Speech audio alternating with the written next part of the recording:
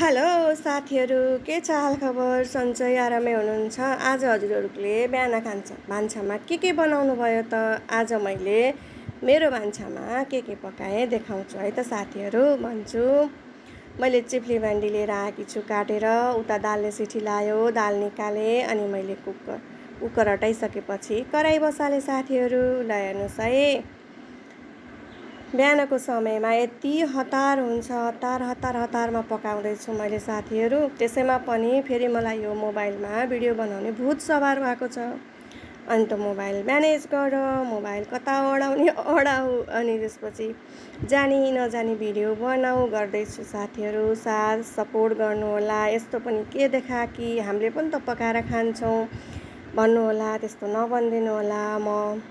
मेरो बिहानको थोरै भाग हो नि त यो किचन भनेको त, थोरै एउटा सानो काम मात्र यो भिडियोमा समेट्न सकेको छ। एउटा गृहिणीको काम त कति हुन्छ हाउसवाइफको काम है। त्यही पनि आफूलाई सेटिस्फाइड गर्नको लागि मैले भिडियो बनाएकी छु साथीहरू, सहयोग गर्नुहोला। ल हेर्नुहोस् है, मैले अब कराईमा तेल तातिसकेपछि चिप्ले भेन्डी ओइरिए। अब म चिप्ले भेन्डीलाई मजाले फ्राई गर्छु है साथीहरू। ल हेर्नुहोस् त, उता मैले मेरो हस्बेन्डको लागि जौको दलिया रेडी बनाएँ। अब म त्यसलाई ग्यासमा बसाउँछु। ग्यास बाले साथीहरू। अब त्यसमा मैले घिउ राख्छु। मिठो हुन्छ क्या घिउ, दलियामा घिउ राखेपछि यति मिठो अनि कस्तो हरहरी बसाउँछ साथीहरू। नखाने नरुचाउनेलाई पनि खाउँ लाग्छ।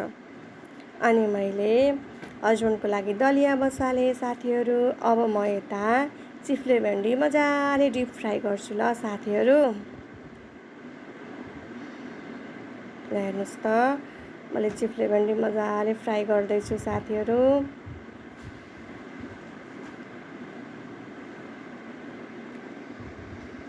भेन्डी फेरि मजाले फ्राई भएकै मिठो हुन्छ।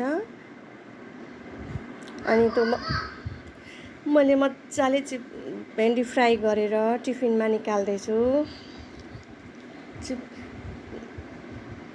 अनि त्यही कराईमा तेल त्यसैमा राखेर फेरि मरमसलाहरू मजाले फ्राई गर्छु है साथीहरू। ल हेर्नुहोस् त, मैले टमाटर, लसुन, जिरा, धनिया, आफूले के मसला खाइन्छ त्यो मसलाहरू पिसेर निकालेँ। अनि त्यसपछि त्यही मसला मैले फ्राई गर्न बसालेँ। मजाले मसलाहरू पकाउँछु। नुन राखेँ साथीहरू, स्वादअनुसार नुन। अनि अब बेसार राखेँ साथीहरू। अनि त्यो मसला पनि मजाले पाक्दैछ। त्यो मसला मजाले पाकिसक्यो। अब म त्यसमा अघि निकालेको चिप्ले भेन्डी खनाउँछु। ल हेर्नुहोस् है, चिप्ले भेन्डीलाई कराईमा मसलामा खनाएँ साथीहरू। अनि त्यो मसला र चिप्ले भेन्डी यस्तो राम्रोसँग पकाउनुपर्छ कि त्यो मजाले पाकिसक्यो साथीहरू। ल हेर्नुहोस् त, कति राम्रो देखेको छ। त्यो भिडियोमा भन्दा रियलमा अझै राम्रो देखेको छ। मेरो क्यामेरा क्वालिटी अलि लो भएर होला राम्रो देखेको छैन। ल हेर्नुहोस् त, एकदमै मिठो बनेको थियो चिप्ले भेन्डी। अब म चिप्ले भेन्डी निकालेँ साथीहरू।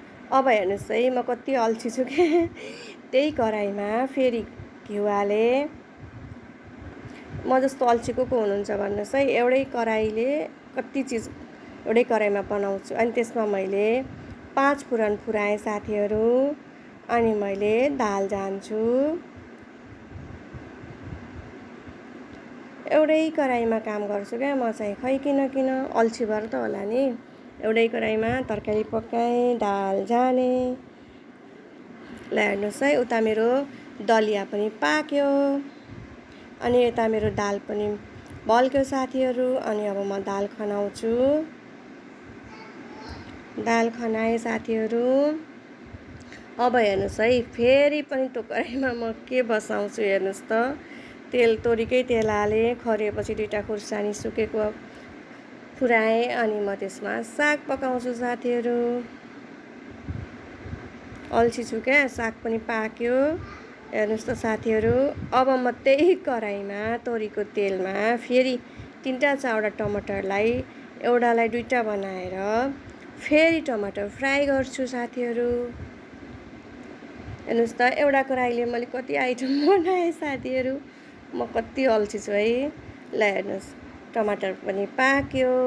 अब मैले त्यो इन्डक्सनमा के बसाउँछु त, माम बसाल्छु। ल हेर्नुहोस् है, त्यहाँनिर बोलेको बत्ती चाहिँ पूजाको मन्दिरको दियोको छाया गएको रहेछ साथीहरू। त्यो मार्बलमा देखेको हो।